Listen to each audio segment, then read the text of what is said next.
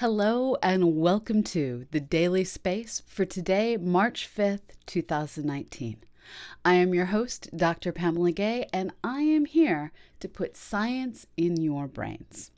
Today we have a variety of stories coming to us, mostly from solar system science. It seems to be that is where all the big press releases are coming from right now. And that might be because we are in a new era of both being able to see extrasolar solar systems using the ALMA Atacama Large Millimeter Array, to find solar systems around other stars in Kepler and other data sets, and exploring our own solar system using a variety of spacecraft. Our first story actually comes to us from Yale University, where scientists have been working to try and understand how it is that these extrasolar solar systems, these planets orbiting alien stars that we see, are so often found in locations that just doesn't quite seem stable.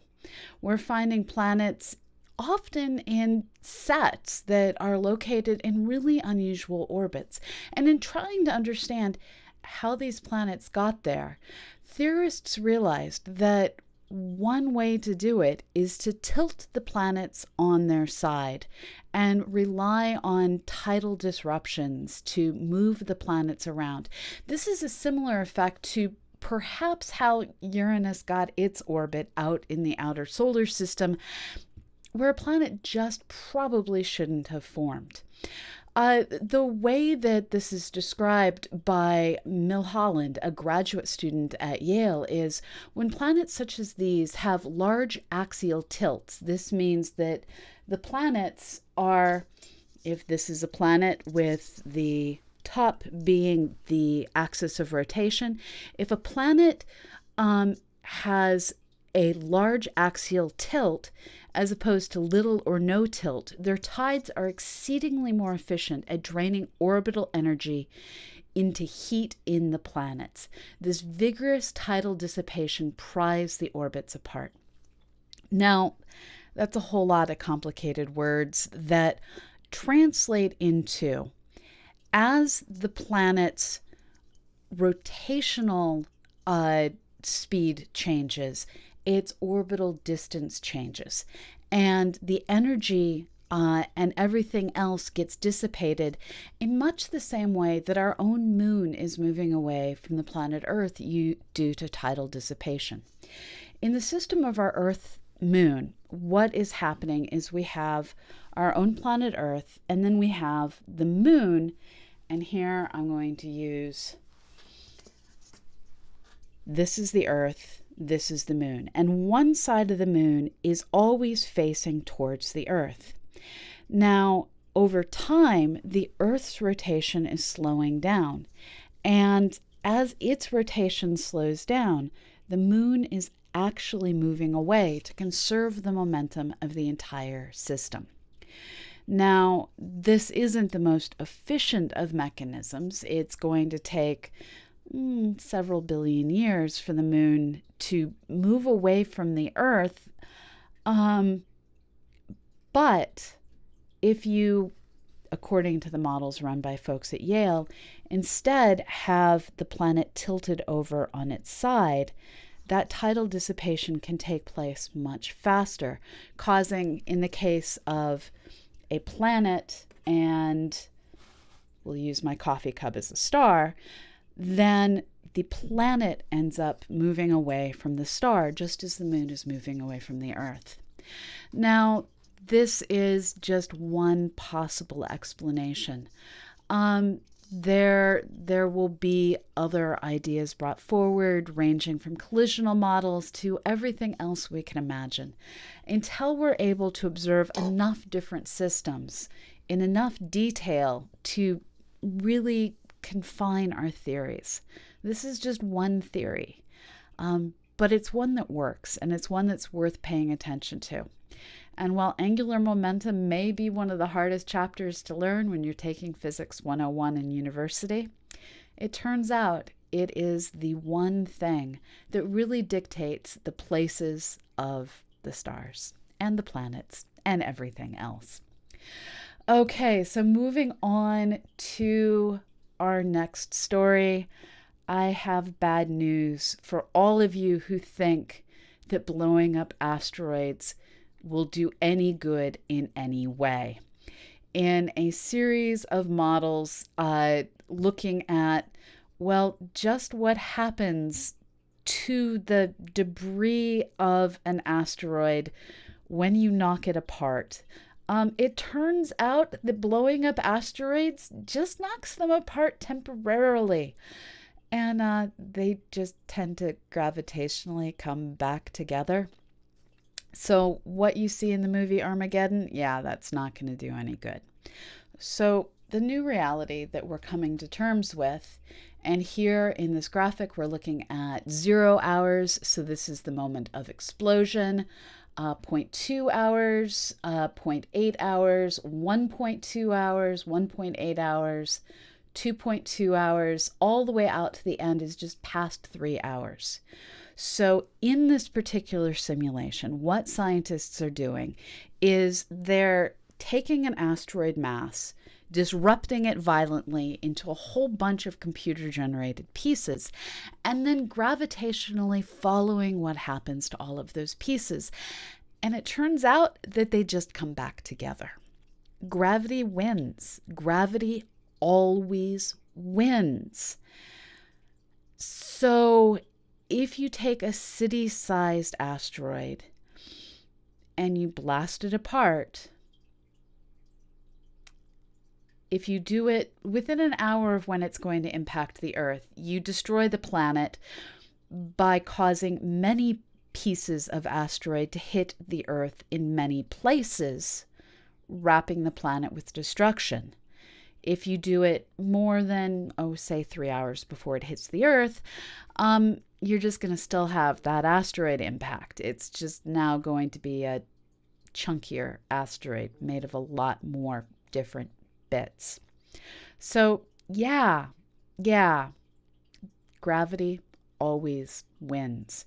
Blowing up asteroids doesn't work. Don't do it. Resist the temptation, people. Do not blow up asteroids. Okay, now in other news that came in after I was done planning out today's episode, we have a fabulous video coming to us from the Japanese space agency JAXA. This is a video of the Hayabusa II spacecraft going in towards the surface of Ryugu. And as it descends, you can see the surface getting closer and closer and closer. And in a moment, they're going to shoot the surface with a bullet because they can. And because this is a great way to get samples of the asteroid to jump up off the surface. So there they touch. There's the debris. They gathered debris, they hope, into the horn of the spacecraft that touched. And look at all of that rubble flying up. Now, the horn that they were using to gather this debris was able to collect anything up to 1 centimeter in size, up to 10 grams of material. It is unknown exactly what they were able to collect. And we won't actually know until we get the sample capsule back to the planet Earth. But what an amazing, amazing, amazing thing to get to witness. Here's to hoping that the sample container on Hayabusa 2 is filled to the brim with debris. Now, there will be, hopefully, 2 more encounters of Hayabusa 2 with the surface of Ryugu as they work to get a variety of samples from a variety of different kinds of geological surfaces. And we will be here at CosmoQuest X to bring it all to you as it happens, barring any middle of the night incidents. So, continuing on to today's final update, we're going to give you a brief update on what is going on with SpaceX now and into the future. As many of you know, because you were there with us, there was a launch of a Falcon 9 middle of the night on Friday night, and they launched all the way up to the International Space Station a crew-capable Dragon capsule. On board was a spacesuit containing an autonomous sensor artificial human named Ripley. Beside Ripley was a plushie of the planet Earth. And this particular capsule was used to demonstrate that SpaceX is capable of getting all the way up to the space station, docking successfully, and hopefully this Friday coming home. Now, because SpaceX appears to be all about awkward times of day, this particular deorbit and landing is scheduled to occur between 7:30 a.m. Eastern Time. That's 4:30 in the morning for those of you in the Pacific, and a glorious, noon for all of you in London time. So join us far too early in the morning on Friday, and we will be bringing you the deorbit burn and splashdown, we hope successful and safe, of the Dragon crew capsule. Now, in this graphic, you can see the planned regions of interest for this particular mission. Over here in the lower left, we see Florida and Cape Canaveral with the launch site identified. Here is the original launch path of the vehicle, and the area in orange where, of course, I Still Love You caught and brought home a dragon. Here is some images that came to us today of that dragon. Let me embiggen this a bit. So earlier today, the booster came and docked in Cape Canaveral. Here you can see it's a little bit charred, a little bit burnt, but upright. Here are some more images. This is from Greg Polyon, GPolyon13 on Twitter.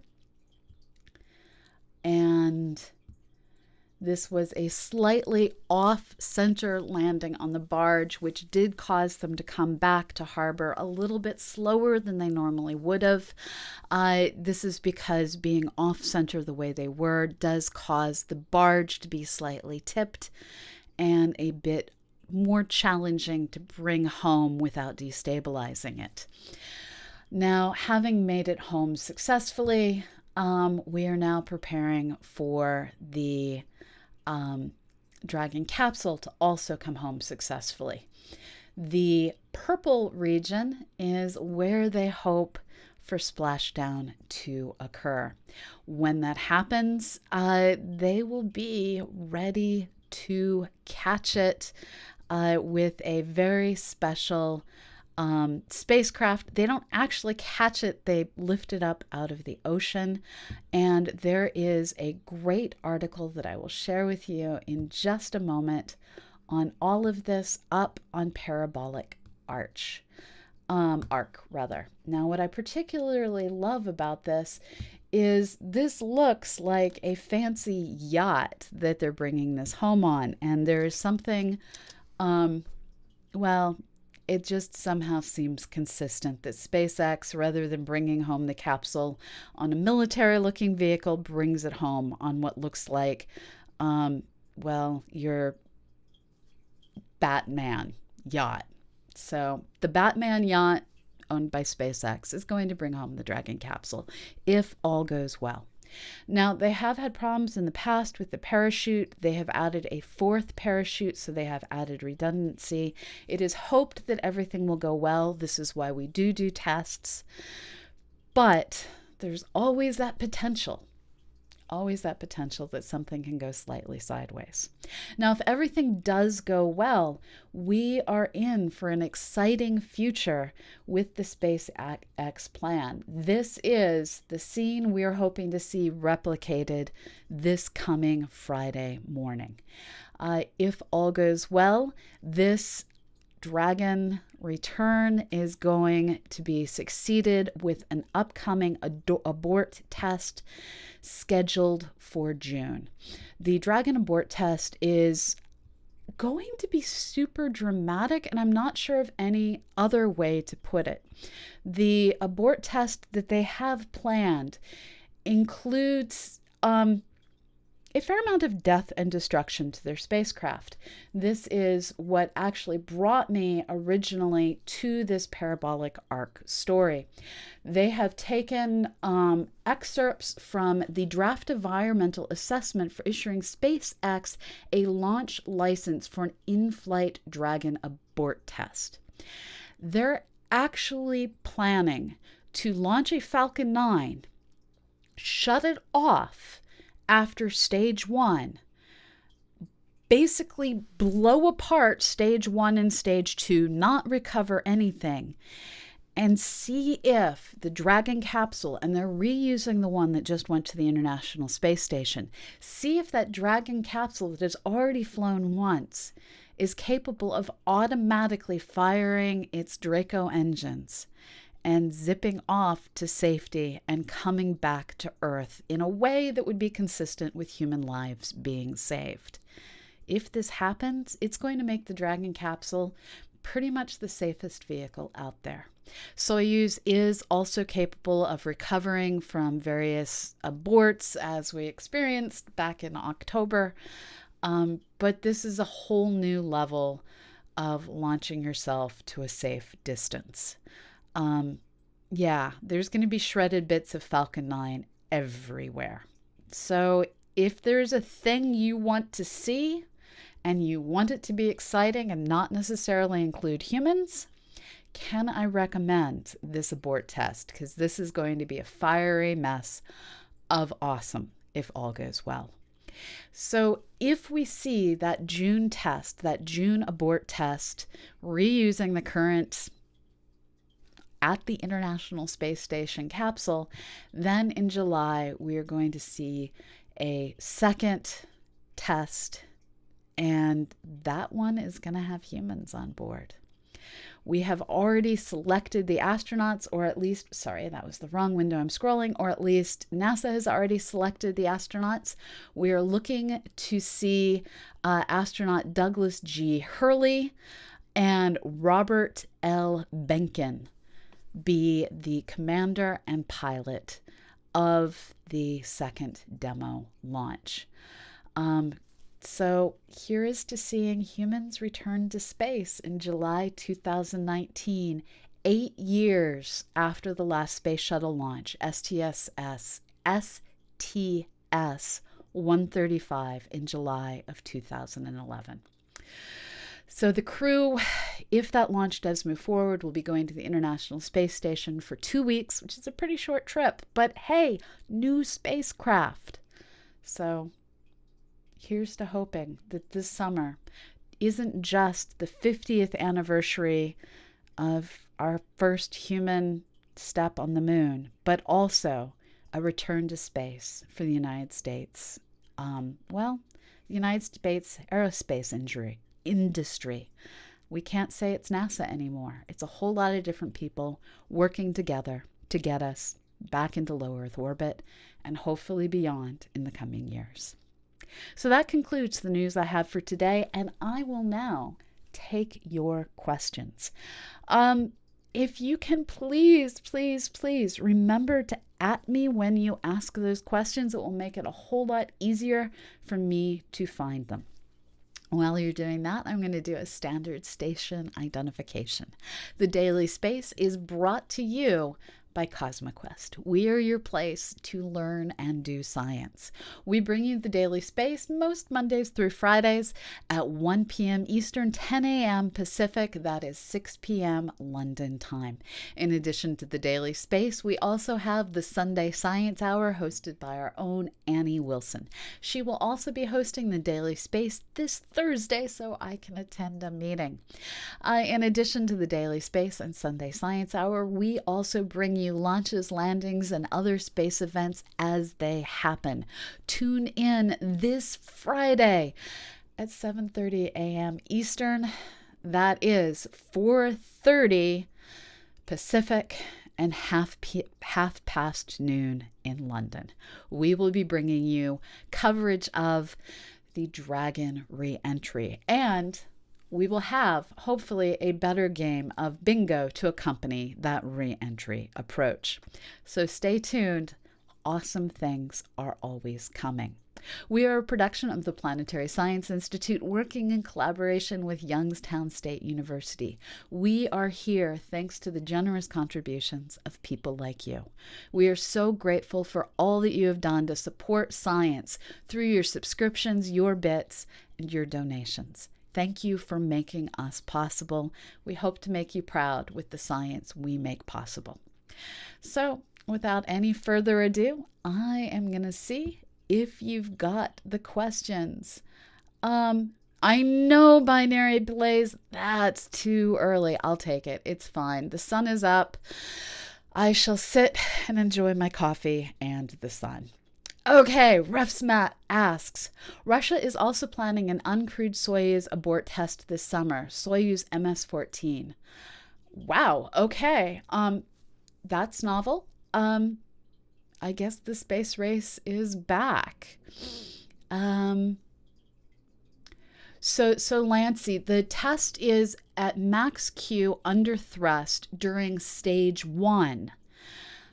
They're going to shut off the engines and everything is going to go to smithereens and the Dragon is going to take off at that point.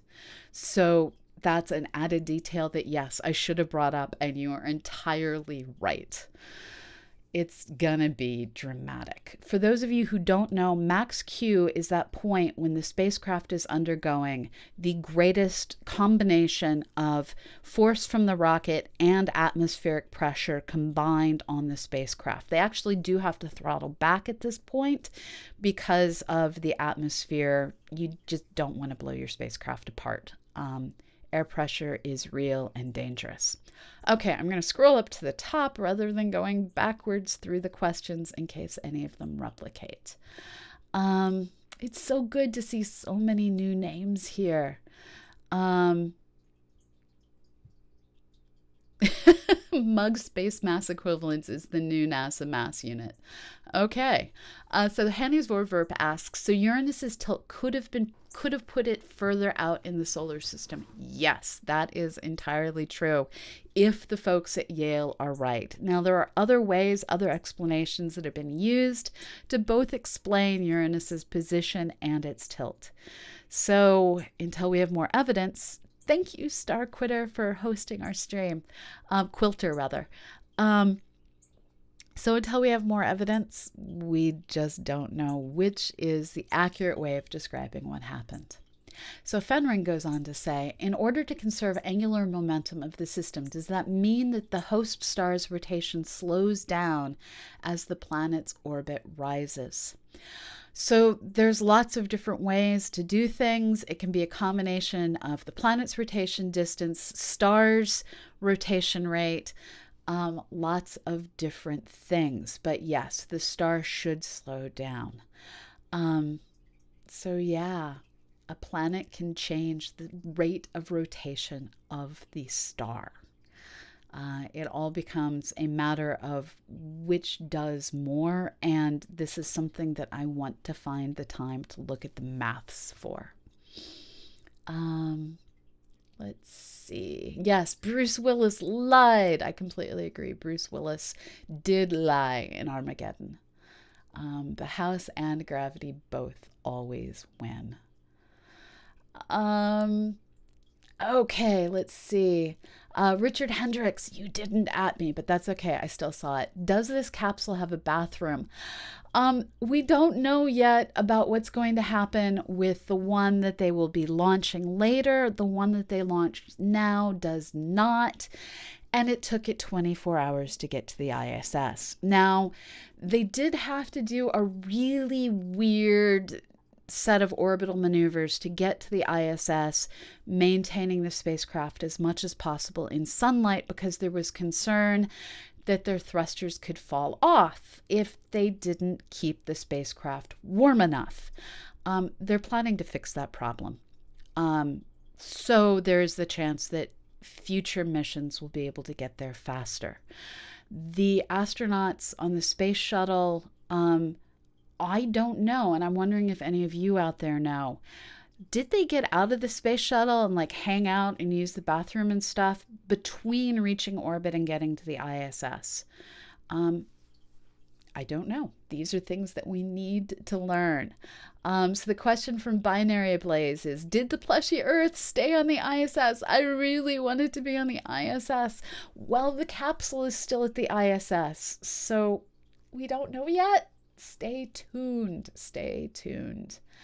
I agree, Henny's River. When we send people to Mars, they definitely need a plushy Earth.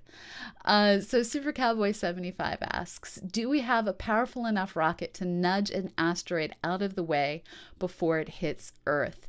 Well, it's not so much powerful enough as do we have a rocket that either has enough mass or enough prolonged thrust to be able to nudge an asteroid. And there's a variety of different ways that we've identified if we find the asteroid far enough out that we can move it in its orbit so that it won't hit us. The key to that is we have to start early. If you have, returning to our Earth, and this is now actually, I'm going to use my air part as an asteroid. So here we have an asteroid flying in, and if we catch the asteroid right before it takes out the planet Earth, we won't have time to do anything. But if instead we catch the asteroid so far out that my hand is cut off by the blue screen, if we instead catch the asteroid when it's far out in the orbit, many months to many years away, thank you so much for the follow, then given the fullness of time, what we can do is we can place, and I'm running out of sufficiently sized things. I have a little tiny mushroom model. I have a little tiny turtle model. Okay, so we're going to pretend that this little tiny turtle is a spacecraft. And if we fly, there we go. I can do this. Green screening is not a skill I have yet. If we fly our little tiny spacecraft right in front of our asteroid and we direct its thrusters so that the thrusters are firing, and this has a pin on the other side of it. I don't know if you can see the pin. No, you absolutely cannot.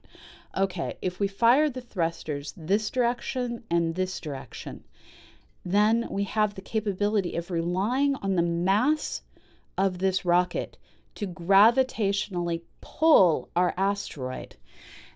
So it becomes can those thrusters fire long enough, in which case we just use ion drives, and does your spacecraft have enough mass that it can gravitationally pull on the asteroid? And I just saw another follow flip by. I'm going to thank a bunch of people in a moment, I think. And so with those gravitational pulls, you can over time deflect the asteroid the small amount that is enough that if you move it a small amount far enough away, it will miss the Earth. Now, another thing we can do, which amuses me to no end, is we can just change the color of an asteroid. If an asteroid is super bright, super reflective, paint that sucker black. It will stop getting pushed by the sun. Now, in general, that's not going to be an answer. But what is generally an answer is paint that asteroid white, and all the sunlight reflecting off of that white paint, instead of getting absorbed into the asteroid as heat, well, that reflected light transfers momentum to the asteroid and pushes it into a slightly new orbit. So we can actually move asteroids by painting them. This is a solution. Again, you have to catch the misbehaving asteroid that is doomed to hit the Earth far enough away that the paint has time to cause the sunlight to move the asteroid. This is part of why we're so determined to survey everything out there. If we can find the troublemakers in time, it's easy to move an asteroid.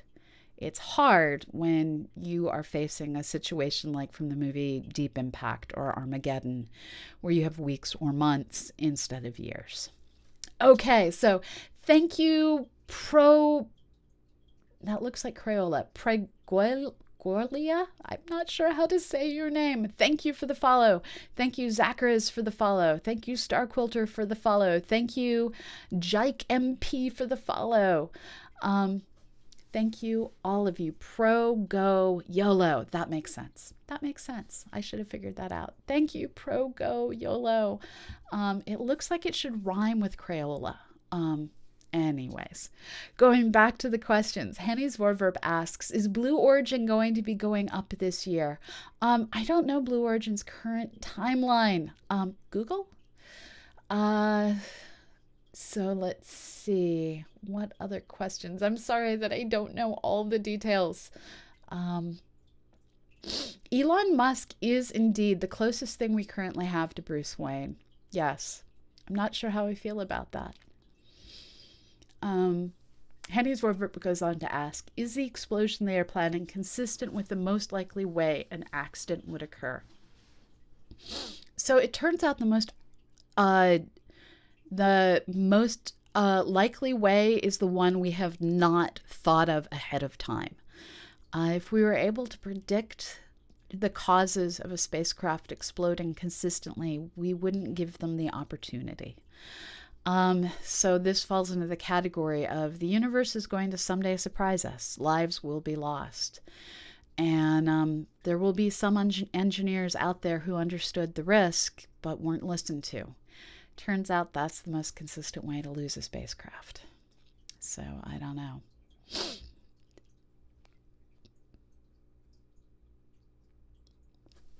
Stormer Joe asks, is the Earth also moving away from the sun? Yes, and it's actually moving away from the sun for multiple reasons.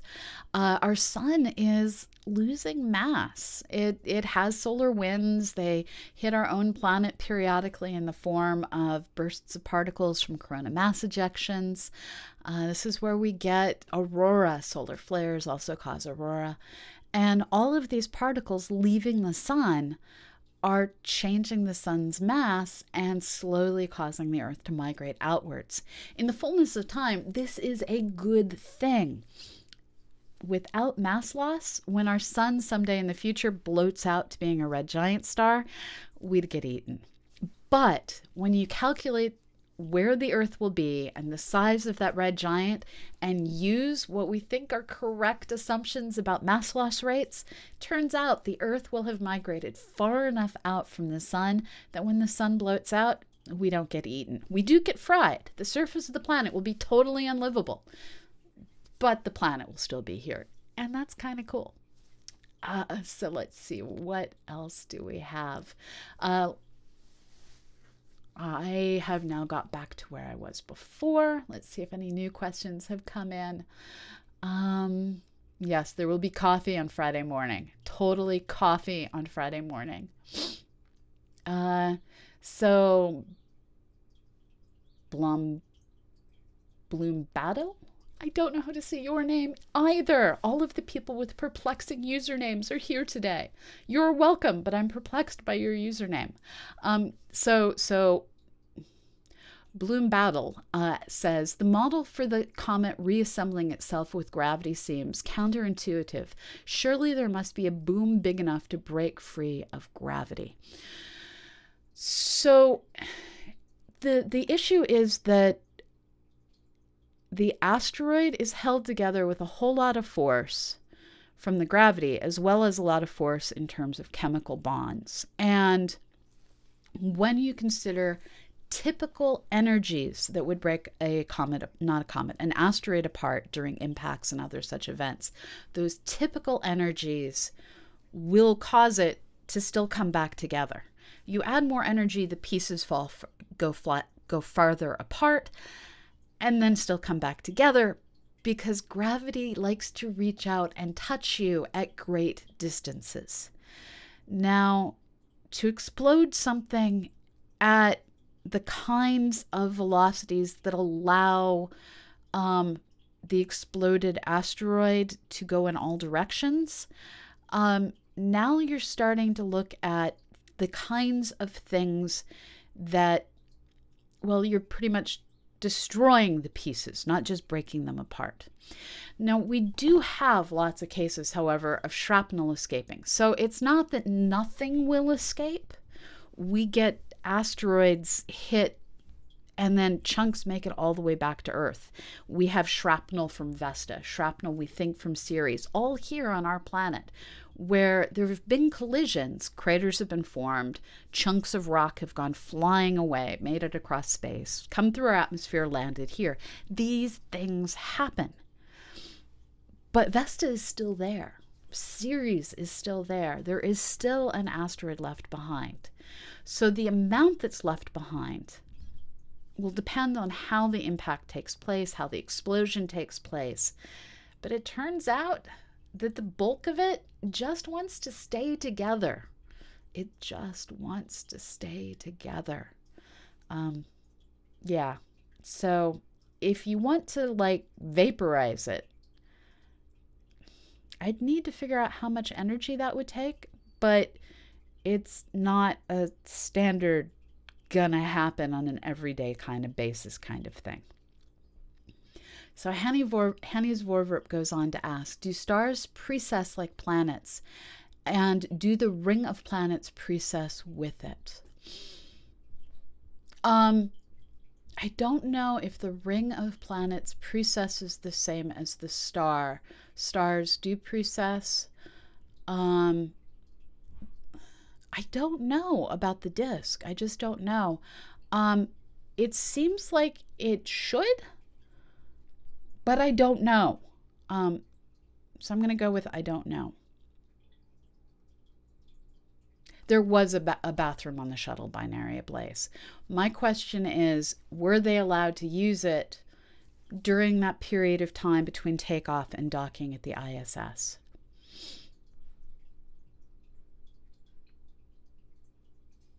There was a lack of light filter on the window of the bathroom. Okay. Looking.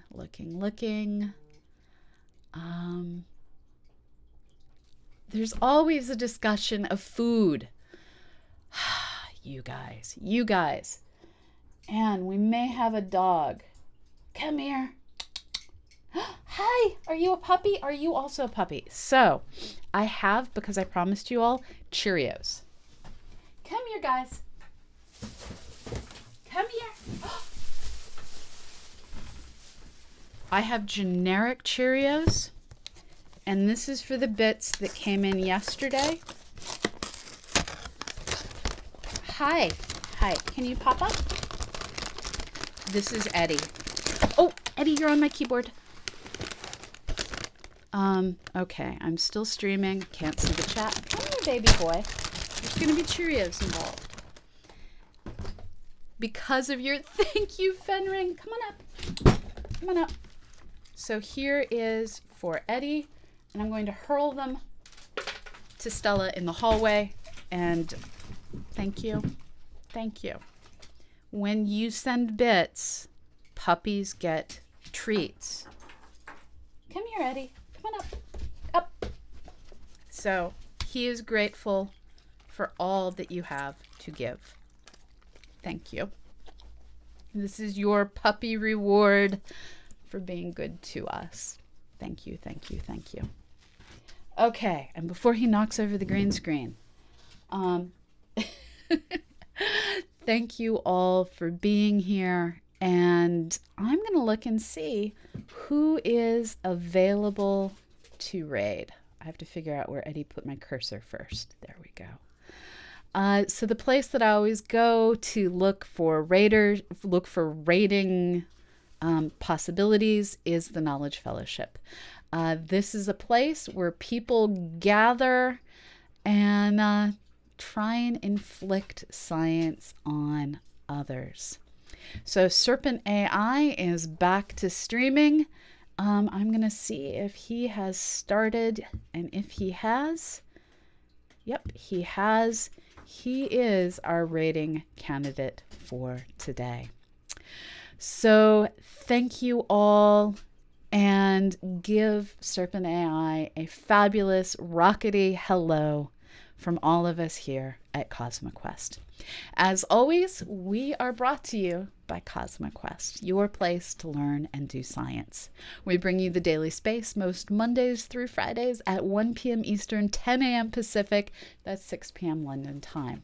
We are a product of the Planetary Science Institute, working in collaboration with Youngstown State University. Eddy, my dog, is now stealing things. I don't know what he's stealing.